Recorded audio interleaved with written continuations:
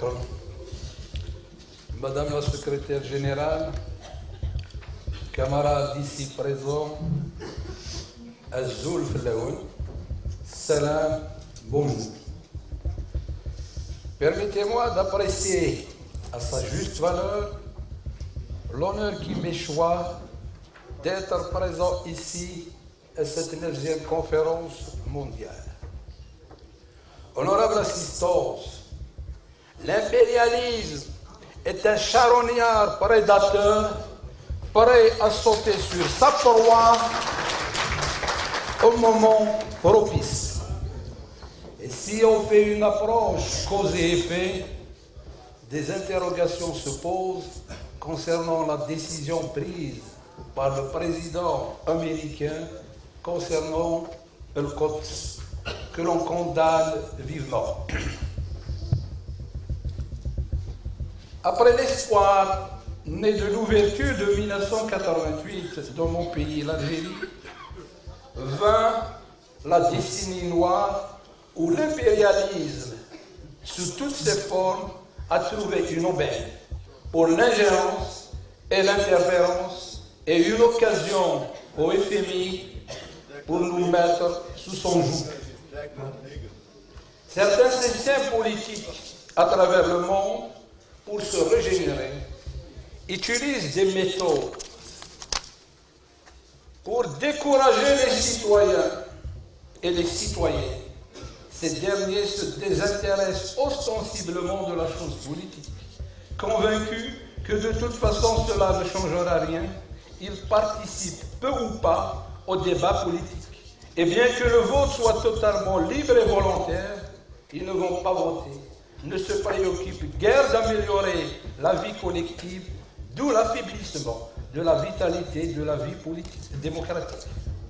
Pour diaboliser le combat et les revendications des syndicats, les ignorent et les considèrent comme des épiphénomènes, alors qu'au contraire, ils constituent une chance et des ancrages solides pour une alternative capable de saisir les enjeux de fond de la situation et de prendre toutes leurs responsabilités pour participer à une véritable dynamique de progrès.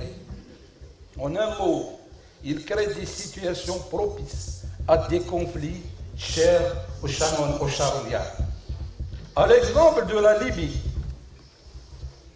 où un monarque déguisé a offert une occasion inespérée à cet impérialisme pour détruire un si beau pays, la Libye, et pour venir s'enrichir par la suite en participant à sa construction. Dans une rencontre à Stockholm avec l'International de l'éducation en novembre 2016, où la thématique était la prise en charge de l'éducation des enfants des réfugiés. Dans mon intervention, j'ai signalé: arrêtez la politique de voler avec le loup et de venir pleurer avec le berger. Arrêtez vos bombardements, arrêtez vos tueries, laissez les enfants vivre en paix sous leur toit, dans leur nation. Chers camarades, pour se prémunir, nous sommes conscients. Aucune amélioration durable et stratégique des conditions de vie des travailleurs ne peut survenir tant que le poids de l'intégrisme, l'impérialisme et le système bureaucratique corrompu s'exerce sur l'État et les sociétés. Une de nos priorités est de se dresser contre la dilapidation des richesses. Il faut arriver à une transformation radicale, capable d'arracher le système économique de la bureaucratie, de la spéculation, de la corruption, du gaspillage, du parasitage, pour le faire basculer dans une économie productive de richesse durable.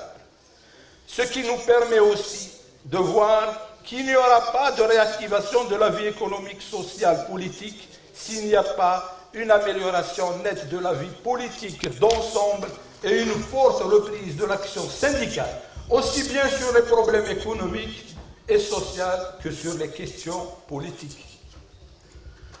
Peut-être qu'on a tendance à oublier qu'on a aussi des devoirs envers nos États. Toutefois, J'impute cela aux responsables qui ne dirigent pas la société de façon à lui faire comprendre que des droits découlent également des devoirs. De plus, j'estime qu'avant de s'acquitter de leurs devoirs, les citoyens doivent obtenir leurs droits. Pour ce faire, les pouvoirs publics doivent encourager la valeur du travail et non pas la médiocrité. Il faut diriger le peuple vers le chemin de la productivité pour assurer la stabilité des pays. En ce qui nous concerne, le pétrole n'est pas éternel. Sa chute risque de mettre le modèle social en danger. Il est temps de se réveiller. Me vient à l'esprit quelques phrases de Gibran Khalil Gibran. Malheur à la nation qui se vêt de ce qu'elle n'a pas tissé, qui mange ce qu'elle n'a pas semé, qui boit ce qu'elle n'a pas pressé. Malheur à la nation qui hait l'injustice durant son sommeil et s'y soumet durant le jour. Malheur à la nation qui n'élève la voix qu'en suivant un convoi funèbre, qui se glorifie seulement devant les tombeaux. Chers camarades, pas de solution miracle. Mais une lutte sans relâche doit être menée contre la corruption généralisée, devenue presque mode de fonctionnement, et une gouvernance qui passe par des mesures strictes qui doivent remettre le citoyen au travail, mais au préalable assurer et protéger la liberté, le respect des droits de l'homme et surtout le droit syndical qui permettra aux travailleurs d'avoir une visibilité sur l'économie du pays, défendre l'intérêt et l'outil du travail. En tant qu'éducateur, je ne peux m'empêcher de parler de l'éducation et aussi pour se promouvoir du vautour impérialiste. Commençons par le commencement. Un long travail d'éducation et de prise de conscience reste à faire. Apprenons à nos jeunes la ferveur de la vérité, de l'authenticité et de la franchise. Prenons soin de nos programmes scolaires, que l'on y enseigne la neutralité du savoir qui exerce à l'objectivité et à la rigueur des disciplines scientifiques et non des idéologies du parti pris qui forment l'esprit obtus et mènent au chaos. Nous devons combattre tous les risques d'aliénation, toutes ces formes d'incohérence et d'erreur qui sollicitent et parfois emportent notre jeunesse. Permettez-moi de conclure à un mot. Engageons-nous dans le dur et long combat qui repersonnalise nos peuples, les affranchis de la résignation, du fanatisme, du fatalisme et des séquelles encore présentes du colonialisme.